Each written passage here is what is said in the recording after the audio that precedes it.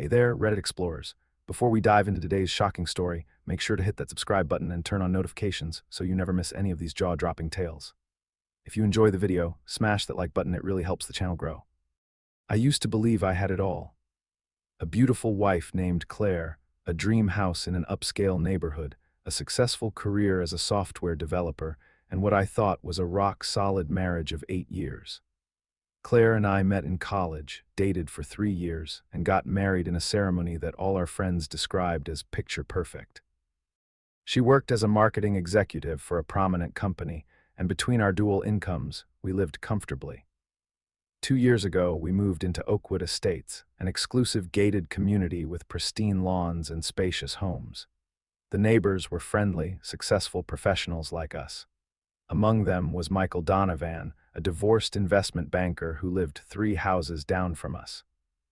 He moved in shortly after we did and quickly became known in the neighborhood for his lavish parties and expensive taste. Michael was everything I wasn't: tall, conventionally handsome, outgoing, and extremely confident.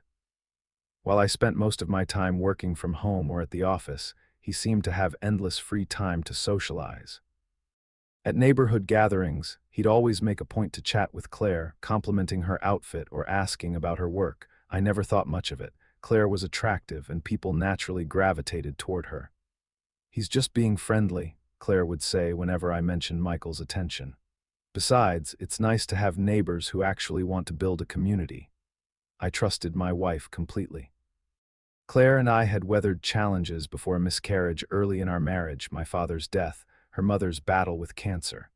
Through it all, we stood together, supporting each other. Our relationship wasn't perfect, but I believed it was strong. Our routine was comfortable. Weekday mornings, Claire would leave for work at 7:30 a.m., stopping at the gym on her way home. I'd usually be deep in code until evening. Weekends were for catching up, maybe a dinner out or a movie. We weren't as passionate as in our early days, but what long-term marriage is. I thought we were happy, or at least content. I remember the day Claire came home excited about her new fitness regimen. "I'm going to try this intense cross-training program," she announced. Michael recommended it. He said it completely transformed his fitness level. "That's great," I replied, barely looking up from my laptop. "Just don't hurt yourself." She started spending more time at the gym, sometimes not coming home until 8 or 9 p.m. She explained she was taking additional classes: yoga, spin, sometimes personal training sessions. I noticed she was getting more toned, buying new workout clothes, paying more attention to her appearance. I took it as a positive sign, even feeling a bit guilty that I hadn't been making the same effort. "You should join me sometime," she'd occasionally suggest. "Maybe next week," I'd always answer, knowing full well I wouldn't. Between project deadlines and my natural aversion to gyms, exercise wasn't a priority. Claire's new routine continued for months. She seemed happier, more energetic. Sometimes she'd mention running into Michael at the gym. "He's actually really knowledgeable about fitness," she'd say casually. "He gave me some great tips for improving my form." Again, I thought nothing of it. Michael was just a neighbor who happened to go to the same gym. What could possibly go wrong? The first hint that something wasn't right came about 6 months into Claire's new fitness obsession. We were having dinner with our friends, James and Lisa, when Lisa mentioned seeing Claire downtown. "I waved at you outside that new Italian place last Thursday, but you must not have seen me," Lisa said to Claire. "Were you on a work lunch?" Claire's expression flickered for just a moment before she replied, "Oh yes, with the marketing team. We were discussing the new campaign. Sorry I missed you." It seemed innocent enough, but something about her response bothered me. Thursday was supposedly her intensive training day at the gym. She'd told me she had a standing appointment with a trainer from 12 to 2 p.m. I didn't bring it up then, not wanting to create awkwardness at dinner, but the inconsistency lingered in my mind. That night, I asked her about it casually. "So no gym on Thursday, you had a work lunch instead?" "What? Oh yes, it was a last-minute thing. My boss wanted the team to discuss strategy over lunch," she answered, not quite meeting my eyes. "I meant to tell you, but it slipped my mind." I let it go. After all, plans change and work lunches happen. But in the days that followed, I started noticing other small inconsistencies. Claire's gym bag would sometimes be surprisingly light when I moved it. Occasionally, her workout clothes didn't seem sweaty or used. Once, I noticed her hair was perfectly styled when she returned from what should have been an intense workout session. These were all minor things that could have reasonable explanations. Maybe she didn't work out as hard some days. Maybe she showered and fixed her hair at the gym. But together, they created a nagging feeling I couldn't shake. Then came the text message. Claire was in the shower and her phone lit up on the kitchen counter. I wasn't snooping, it flashed right in front of me. The message preview read, "Can't wait to see you tomorrow, same place." It was from a contact saved simply as M. My heart rate quickened. M could be many people, a coworker, a friend, her trainer, but combined with the other inconsistencies, alarm bells were ringing. When Claire emerged from the shower, I casually mentioned she had a text.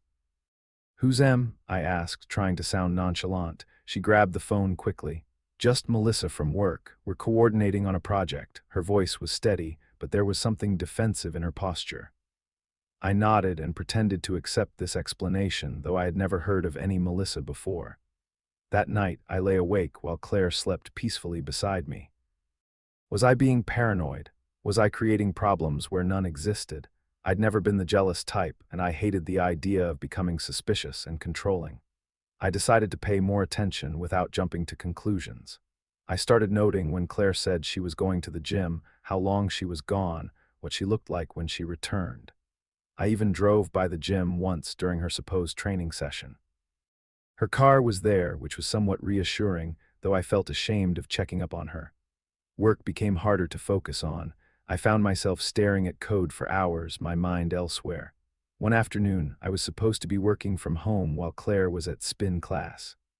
On impulse, I called the gym and asked about their spin class schedule. "We don't have spin classes on Tuesdays," the receptionist informed me cheerfully. "Those are Mondays, Wednesdays, and Saturdays." My stomach dropped. Where was Claire? The revelation about the non-existent Tuesday spin class shook me. When Claire came home that evening, flushed and smiling, I couldn't bring myself to confront her directly. Instead, I asked how her class was. "Great, really intense today," she replied, setting down her gym bag. "The instructor pushed us hard." The lie hung in the air between us, though she didn't know I was aware of it. I mumbled something about dinner and retreated to the kitchen, my mind racing. Why would she lie about something so trivial? Unless, of course, it wasn't trivial at all. Over the next few weeks, I became increasingly watchful, though I tried not to be obvious about it. I noticed Claire was texting more frequently, often smiling at her phone. She'd take calls in another room, speaking in hushed tones. When I'd enter, she'd quickly end the conversation or change her tone to sound more professional. "Work is just crazy right now," she'd explain. "This new campaign is taking all my energy." I checked her work calendar once when she left her laptop open. There were surprisingly few meetings scheduled for someone supposedly swamped with a major campaign. But there were blocks of time marked simply as external meeting with no details. Then came the neighborhood barbecue at the Andersons. Everyone from our street was there, including Michael. I watched as he and Claire interacted, nothing overtly inappropriate, no lingering touches or meaningful glances. But there was an ease between them, an inside joke quality to their conversation that bothered me. At one point, I overheard Michael say to her, "How's that new routine working out?" "Amazing," Claire replied. "Best recommendation ever." "We should discuss adjustments sometime," he said. "I have some new ideas." "I'd like that," she answered, before noticing me nearby and smoothly changing the subject. It could have been an innocent conversation about fitness. Michael was known for being something of a health enthusiast, but combined with everything else, my suspicions deepened. That night, I did something I never thought I would do. While Claire was showering, I checked her phone. It felt like a betrayal of trust, a line I'd promised myself I wouldn't cross. But the uncertainty was eating away at me. There were no suspicious texts in her main messaging app, not even from the mysterious M. Either she'd deleted them, or she was using another app. Her email revealed nothing unusual, nor did her call history. I was almost relieved, thinking perhaps I was imagining things. Then I noticed a calculator app that looked slightly different from the standard one. When I tapped it, it asked for a password. It was a vault app, designed to hide photos, messages, and other content behind an innocent-looking icon. I tried a few combinations, her birthday, our anniversary, but nothing worked. Claire was coming out of the shower, so I quickly placed the phone back where I'd found it, feeling sick to my stomach. That night, I barely slept. The existence of the Vault app wasn't proof of an affair, but it was certainly proof of secrets.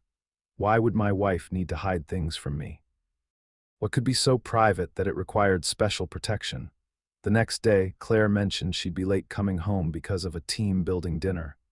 "Anyone I know going to be there?" I asked casually. "Just people from work," she replied vaguely. "Don't wait up for me, it might run late." When she left that morning, I noticed she'd packed a different outfit in her bag, something more elegant than her usual work attire. My stomach knotted. I tried to focus on work, but by noon I couldn't stand it anymore.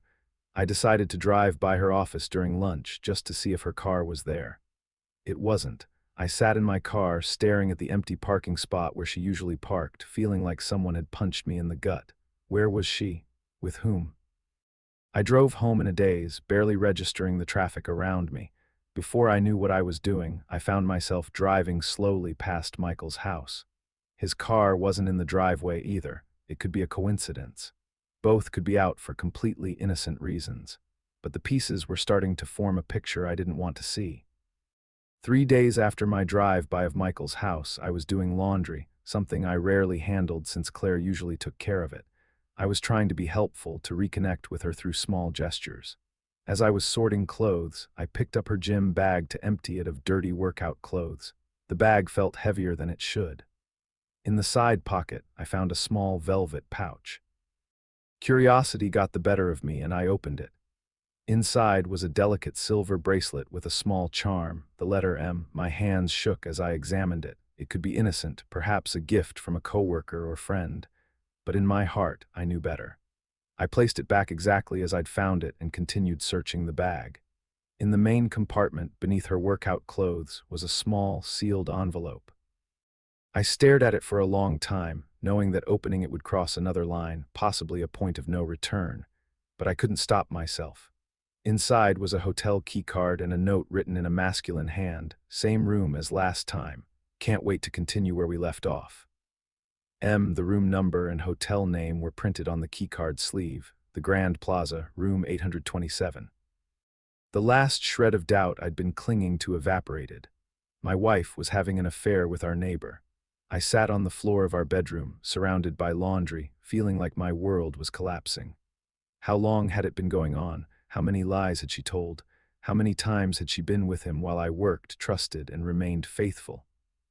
I carefully put everything back as I'd found it, my mind surprisingly calm despite the turmoil in my heart. I needed more evidence, undeniable proof that would make it impossible for Claire to deflect or explain away what was happening. The next day, I told Claire I had to go out of town for a last-minute client meeting. "I'll be gone overnight," I said. "Back tomorrow evening." "Oh," she said, and I didn't miss the flicker of something relief, opportunity, in her eyes. "That's too bad. Travel safe." I packed a small bag for show, kissed her goodbye, and left. But instead of heading to the airport, I checked into a different hotel across town. Then I waited. Around 6 p.m., I drove back to our neighborhood and parked on a side street with a view of our house. At 7:15, Claire emerged, dressed beautifully in an outfit I'd never seen before. She got into her car and drove away. I followed a distance, my heart pounding so hard I thought it might burst from my chest. As I suspected, she drove to the Grand Plaza Hotel. I watched from the lobby as she confidently walked to the elevators, not even stopping at the reception desk. She had clearly been here before. I waited 15 minutes, then approached the front desk.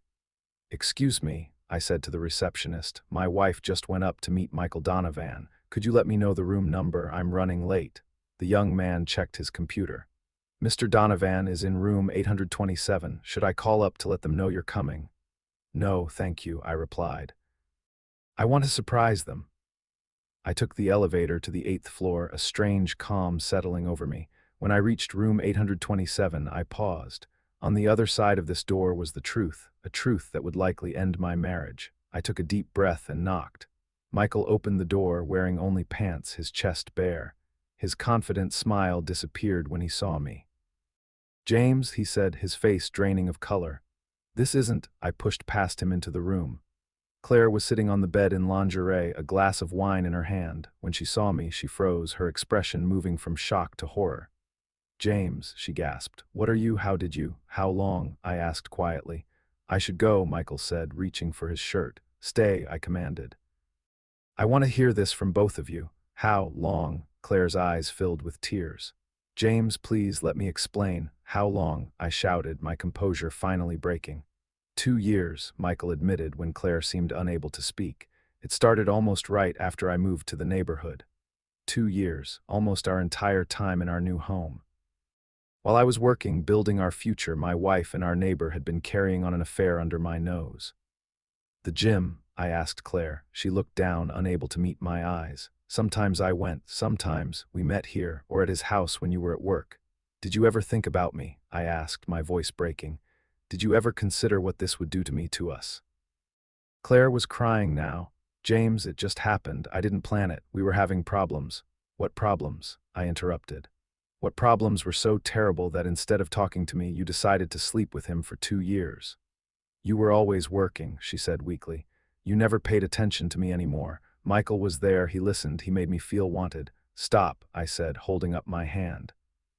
I don't want to hear about how he made you feel. I want to know why you didn't just leave me if you were so unhappy. Michael, who had been silent, spoke up. Claire was afraid of hurting you. She cares about you. Don't, I said, turning to him with cold fury. Don't you dare speak for her, and don't you dare tell me she cares about me. People who care don't do this. I turned back to Claire. I found the hotel receipts and love letters in your gym bag. How many other things have you been hiding? How many other lies have you told me? Her face changed at the mention of the gym bag. You went through my things. Yes, I admitted without remorse. After months of suspecting something was wrong, after catching you in lie after lie. I reached into my pocket and pulled out my phone. I recorded our conversation just now. I have the hotel keycard and note. I have photos of the letters you kept. I have everything I need. For what? Claire asked, fear creeping into her voice. For the divorce, I said simply. I want you both out of my life. As I turned to leave, Claire rushed forward, grabbing my arm. James, please, we can work through this. It was a mistake, a terrible mistake. I'll end it with Michael. I'll go to counseling, whatever you want. I looked at her tear-stained face, the face I had loved and trusted for years, and felt nothing but a hollow emptiness. The time for that was before you decided to betray everything we built together, I said quietly. I'll be staying elsewhere tonight. I expect you to be gone from our house by tomorrow evening. As I walked out, Michael called after me. James, man, I'm sorry, it wasn't supposed to. I closed the door on his words. In the elevator, alone, I finally allowed myself to feel the full weight of what had happened. My marriage was over, my life as I knew it was over. Everything I thought I had, the loving wife, the happy home, had been an illusion. But as I drove away from the hotel, amid the pain and betrayal, I felt something else stirring, the first faint glimmer of freedom, free from lies, free from deception. And someday, hopefully, free from the pain that now threatened to consume me. The next few weeks passed in a blur of legal consultations, paperwork, and emotional turbulence. I stayed at a hotel for the first few days, then rented a small apartment across town. I couldn't bear to be in our home, surrounded by memories that now felt tainted. Claire moved out as I demanded, taking only her personal belongings. She bombarded me with calls and texts, alternating between tearful apologies and angry accusations that I hadn't given her a chance to explain. I blocked her number after the first week. Michael, to his credit, kept his distance. I heard through neighborhood gossip that he'd put his house up for sale. Good riddance. I filed for divorce immediately, citing infidelity. My lawyer was confident it would be straightforward given the evidence I had. Claire didn't contest it, though she tried repeatedly to set up meetings to talk things through. I refused. There was nothing to discuss. The hardest part was telling our friends and family. Some had suspected something was off but didn't know what. Others were completely shocked. A few suggested counseling, a second chance, but I knew in my heart that the trust was irreparably broken. How could I ever believe a word she said again? How could I ever look at her without seeing her with him? Work became my sanctuary. I threw myself into projects, often staying at the office until late at night. My boss was understanding, even offering me additional time off, which I declined. Being busy kept the worst of the thoughts at bay. About a month after the hotel confrontation, I finally returned to our house, my house now. I hired professional cleaners to come through first, wanting to remove any lingering trace of the life we'd shared.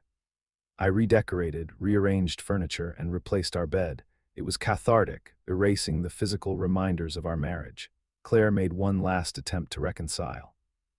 She showed up at the house unannounced one evening, looking thin and tired. 5 minutes, she pleaded from the doorstep. Just give me 5 minutes. Against my better judgment, I let her in. I've been in therapy, she began, standing awkwardly in what used to be our living room. I'm trying to understand why I did what I did. It wasn't about you, James. It was about me, my insecurities, my need for validation. I listened silently, unmoved. I know I destroyed your trust, she continued, but people make mistakes, terrible, hurtful mistakes. If you could just consider giving us another chance with counseling, with complete transparency, I believe we could rebuild. When she finished, I looked at her directly.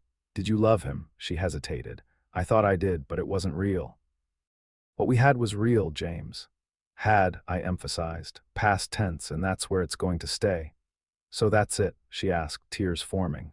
8 years of marriage just gone. You ended our marriage the moment you chose him, I said firmly.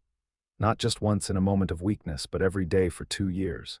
Every lie, every secret meeting, every time you came home to me after being with him, those were all choices you made repeatedly.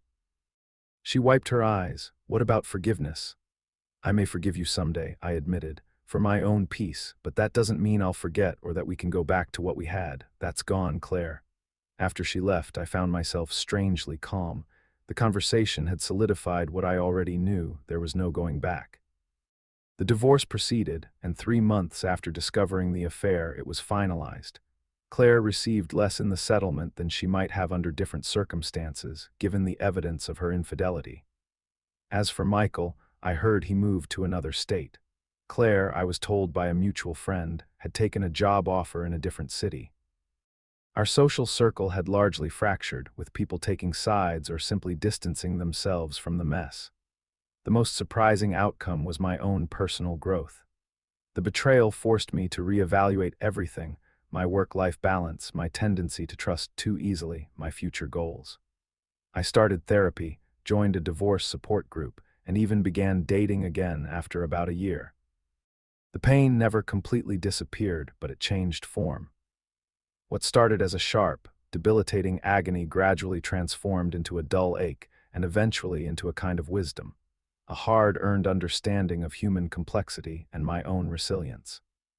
3 years after finding those hotel receipts and love letters, I stood in the backyard of my new home in a different city, hosting a barbecue for new friends and colleagues. As I watched people laughing and enjoying themselves, I realized something profound. I was happy. Not the naive happiness of my early marriage, but a deeper, more grounded contentment born of surviving the worst and rebuilding. Claire's betrayal had broken me, but the pieces came back together in a new configuration, stronger at the broken places. And while I would never thank her for the pain she caused, I could acknowledge that the man I became in its aftermath was someone I respected more than the trusting, somewhat complacent husband I'd been before. When my phone buzzed with a text that evening, I was surprised to see Claire's name. We hadn't communicated in over 2 years. I heard from James, you're doing well, the message read. I'm glad. I think about you often and hope you found happiness. I'm still sorry for everything. I stared at the screen for a long moment, considering whether to respond. Finally, I typed a simple reply: I've found peace. I hope you have too. Then I put the phone away and rejoined my guests, leaving the past where it belonged behind me.